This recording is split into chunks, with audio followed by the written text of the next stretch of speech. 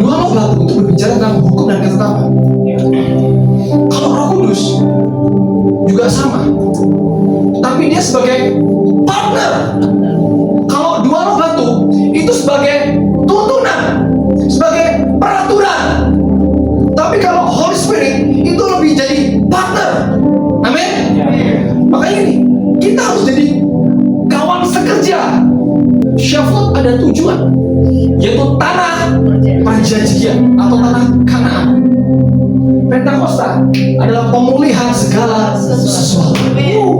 Mungkin saat ini kita sedang banyak mencurahkan air mata, mencucurkan air mata, tapi Alkitab bilang gini, orang yang menabur benih sambil mencucurkan. Ini tuh sambil apa? Menaburkan, sambil menabur. Jadi bukan hanya nangis, tapi menabur. Amin.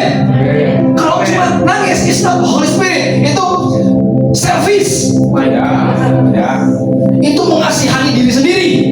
Tapi Alkitab berkata ini, orang yang menangis berjalan maju sambil menabur. Lain-lain. Paradigma selfish dengan Alkitab itu lain. Kalau Holy Spirit kamu harus maju. Kamu ada pemulihan segala sesuatu. Ada tanah perjanjian. Amin. So ini Holy Spirit is not chill spirit. Holy Spirit is not enjoy spirit. It's not fun spirit. No, it's holy. Ketika mereka melihat kedua loh batu, hati mereka takut dan gentar. Gereja hari terakhir miss dengan message ini. Betul. Hari pencurahan Roh Kudus. No, kamu enteng sekali. Dia adalah kudus, suci dan pribadi. Roh Kudus adalah partner. Apa? Partner. Tanpa partner kita gak bisa masuk tanah perjanjian. Solid, gak bisa. Sama Tuhan bilang gini, dan ia Yod-Heh-Vav-He Elohim Hashem memberitahukan kepadamu apa? Perjanjian. So gini, fondasi orang masuk ke tanah perjanjian dan pemulihan nomor satu, covenant. Perjanjian. Makanya kalau hidup kekristenan kita masih di area abu-abu, sulit. Gereja tak tangkap perjanjian tidak akan masuk kepada tanah perjanjian.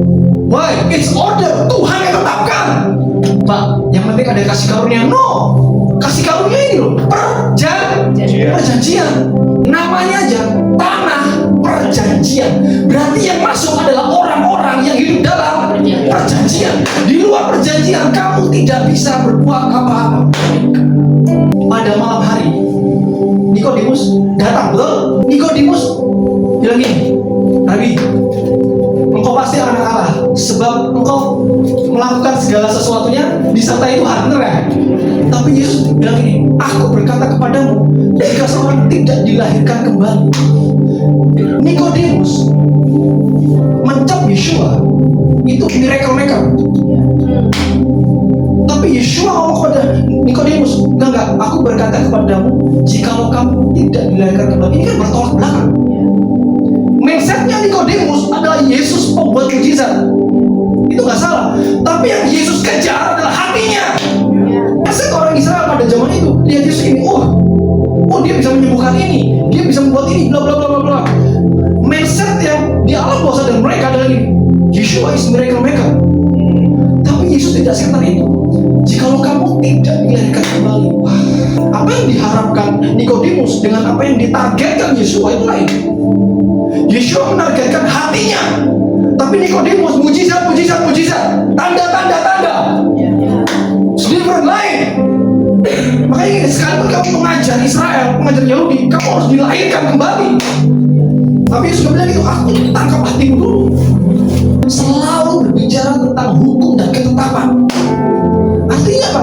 Kalau kamu percaya kepada aku, kamu akan dialiri aliran hukum dan ketetapan. Orang yang dimerdekakan, orang yang sudah dimerdekakan dan benar-benar merdeka, orang itu tidak akan pernah bisa hidup bebas dari kebenaran. Orang yang dilepaskan atau dimerdekakan oleh kebenaran tidak akan bisa hidup bebas dari kebenaran. Roh Kudus datang itu mengganti pemerintahan, mengganti identitas. From slave